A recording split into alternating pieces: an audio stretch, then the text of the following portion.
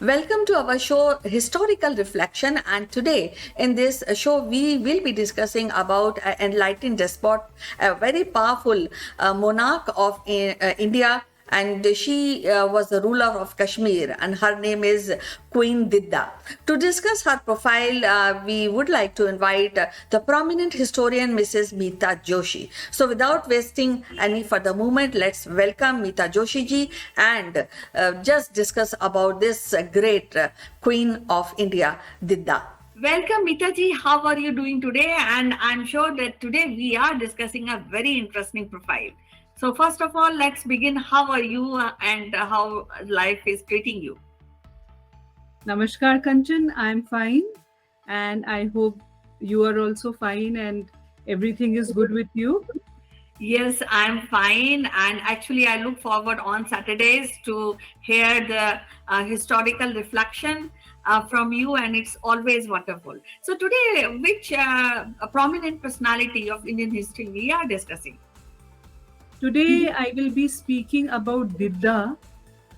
She was a queen of Kashmir.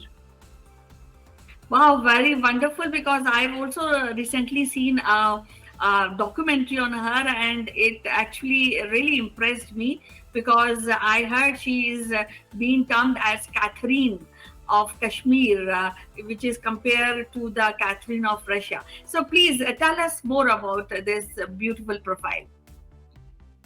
Okay, Kanchan.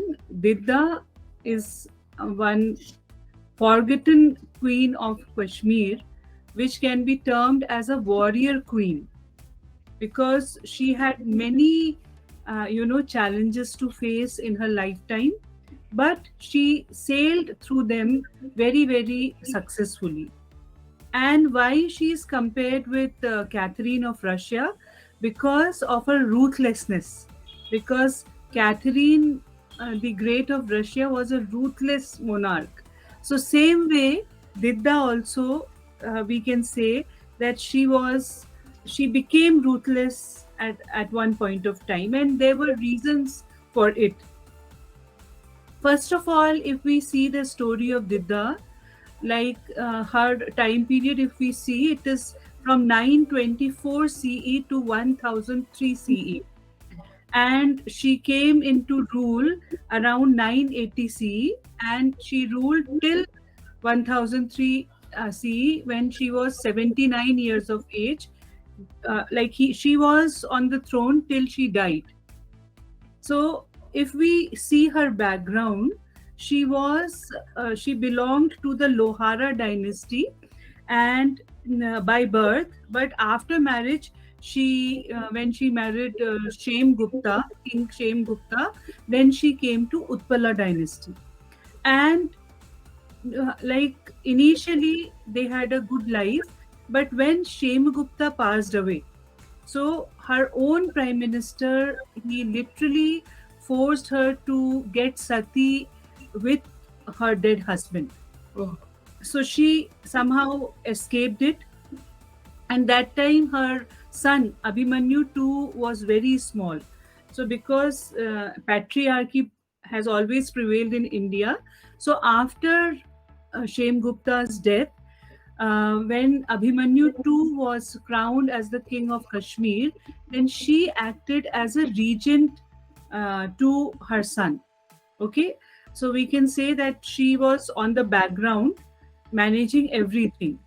And from childhood, she had a very tough life, because whatever information is available about her, Kalhana has written in his book Raj Tarangini. And one more book I came across, that is written by Ashish Kaur. It is Didda, the Warrior Queen of Kashmir, and in which he has given all the historical facts. So he says, Ashish Kaur, when he writes about her, that she was abandoned by her parents because she was disabled. Okay. Then somehow she married Shem Gupta, and then Shem Gupta passed away. Then she was forced to perform sati because of by her own prime minister. She escaped that. So when she had all these things happening in her life, then she decided that kindness and being simple won't work. So she has to like be little tough, and then she like started dealing with the ministers in a very different way. So after the death of Shem Gupta, her first agenda or task was to get rid of the troublesome ministers and nobles who were like trying to capture the administration of Kashmir. And she did it very ruthlessly. At one point of time, she like executed these ministers and even their families too, like heartlessly, because she was wounded emotionally somewhere. So as a revenge, she even executed or killed their families. And after doing this, then because Kashmir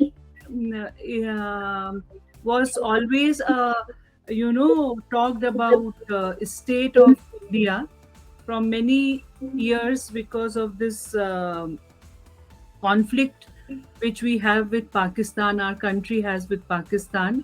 That time it was a completely Hindu kingdom because Didda, she belonged to Hinduism. And one more king, if we, I think we already recorded about him, King Lalitaditya of Kashmir. So they all were Hindu kings, okay, and they were known for their rule. Lalitaditya especially because he expanded his empire outside India also. But when we talk about Didda, she was in Kashmir managing the administration, managing the boundaries, and in 973 CE, she like disposed of Nandi Gupta, and then she did the same to Tribhuvan Gupta, his younger brother, in 975 CE. So just imagine to be on the throne and to be on power for almost 44 years. Like how many people she killed?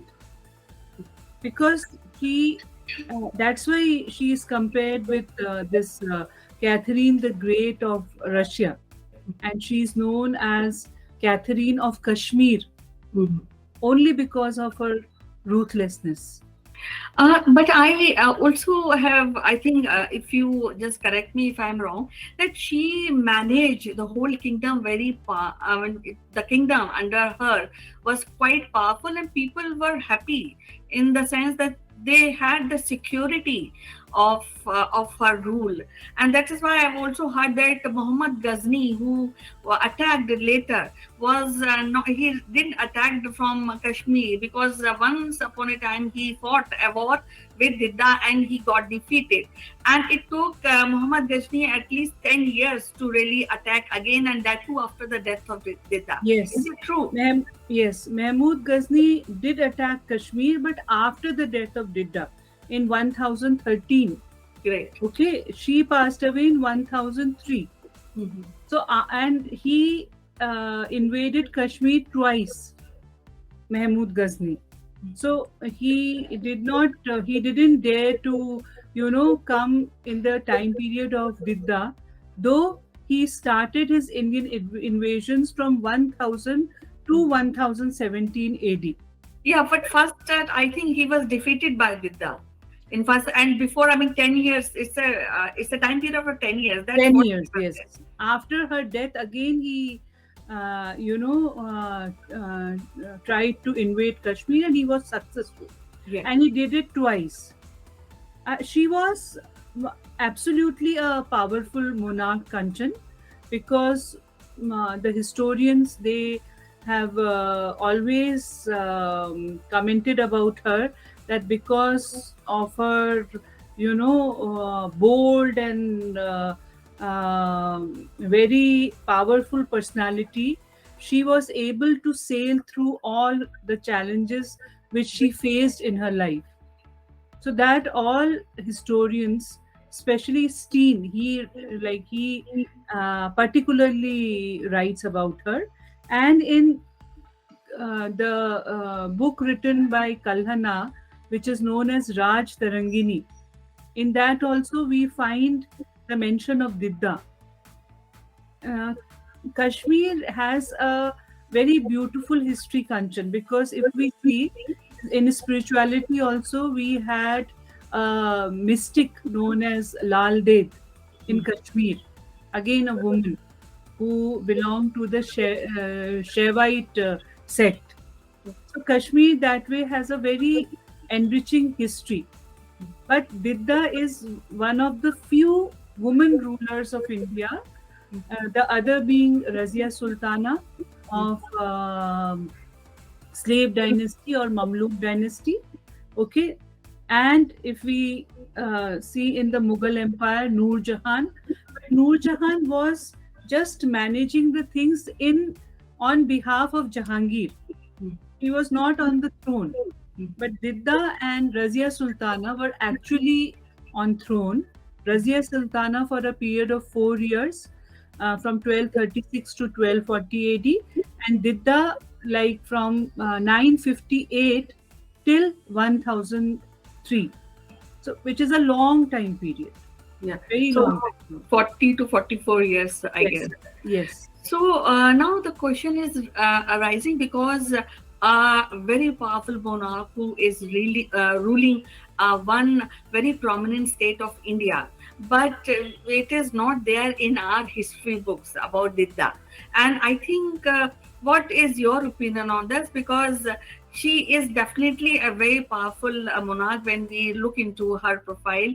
And a part of this, she is a woman and she ruled more than 40 years, and that gave her a more kind of weightage to be studied and to people should know about and this enrich history and feel proud. So what could be the reason for this? Indian history has suffered because after the British rule, which ended for almost 150 to 200 odd years. So that time Indian history were written by Western authors. Okay, and obviously they would write everything ill about India. Very few historians, they wrote about India in a good way. And then the course or syllabus of history had always suffered because of the different political parties who come to rule. Like somebody, they include a chapter, some people delete a chapter. So that's why the real history is unknown to the students, history students at intermediate level. When you come to degree level, then you can always explore, and because the syllabus is like this, that you learn a lot about ancient, medieval and modern Indian history.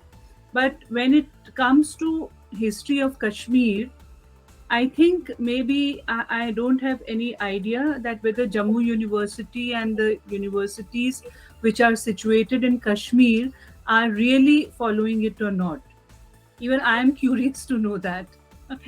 Well, I look forward to all the policymakers or maybe some historians who take up the profile of Didda, who was a very powerful monarch and ruled Kashmir, which is considered as the head of India. So I think they should be including this profile in a quite massive way. So that's what I hope. And as usual, Mitaji, it is so wonderful to know these few hidden things and a profile of Didda, and really I enjoyed it today talking about this special monarch. So I'll be seeing you again. We'll meet again with a very different profile in our next episode. We had a wonderful discussion regarding Queen Didda, who ruled almost 40 years, and she became quite powerful in the state of Kashmir.